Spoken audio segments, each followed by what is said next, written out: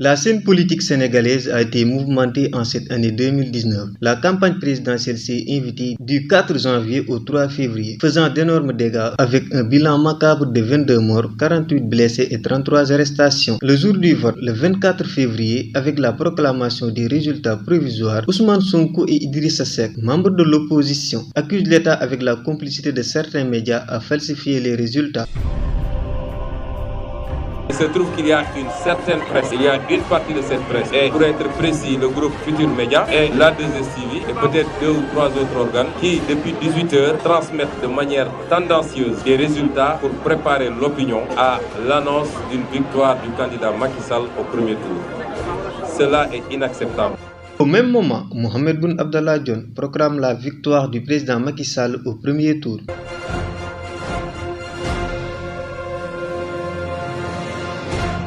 Après compilation des résultats, nous pouvons dire aujourd'hui, pour nous en féliciter, que notre candidat, le président Macky Sall, a obtenu,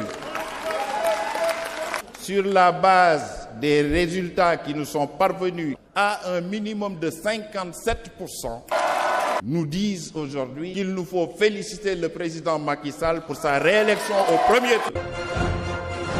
Le doute s'installe chez les populations jusqu'à ce que le juge Demba Kandji donne les résultats définitifs. Macky Sall, 2 554 605, soit 58,27%. La réélection du président Macky Sall est donc confirmée. Il commence d'abord à supprimer la primature, annoncer le dialogue politique, se réconcilier avec le président Abdoulaye Wade et libérer Khalifa Ababacar Sall après médiation du Khalife général des Mourides. Khalifa Sall bénéficie de la remise totale de liberté, même si le débat juridique se pose actuellement sur le pourquoi on a mis dans le décret présidentiel remise totale de liberté et non grâce présidentielle, sachant que la remise totale de liberté est souvent donnée par le juge de l'application des peines et que la grâce présidentielle relève seulement de la compétence du président de la République, même si ces deux notions ont pour dénominateur commun le pardon.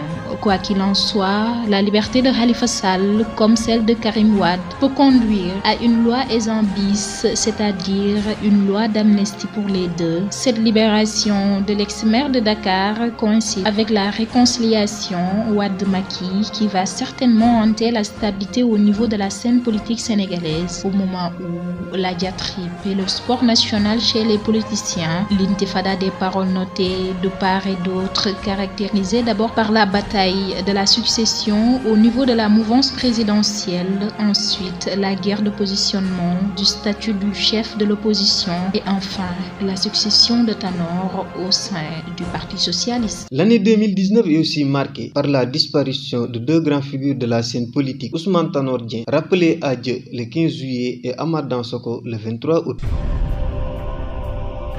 La hausse du prix de l'électricité, l'affaire du pétrole et du gaz qui a suscité le problème d'Aliou Sall, l'affaire des 94 milliards avec Sonko et Mamour Diallo, l'arrestation de Bougazeli pour blanchiment d'argent, sans oublier la question du troisième mandat qui a abouti au limogeage de Sori Kaba et Moustapha Diakhaté. Le président Macky Sall, sur le zone de la RFI, n'a pas voulu être clair sur la question. Il y a un problème là. Moi je viens d'être élu, ça fait à peine 6 mois que le débat va se poser sur un troisième mandat éventuel.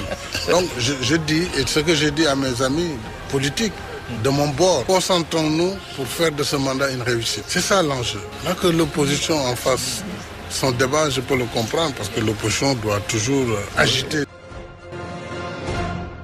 L'arène politique a vibré en cette année 2019. Les promesses électorales, les stratégies ça et là, la diatribe devenue le sport national, que ce soit mouvance présidentielle ou opposition, sans compter l'avènement d'activistes comme Guy Marius Sagna.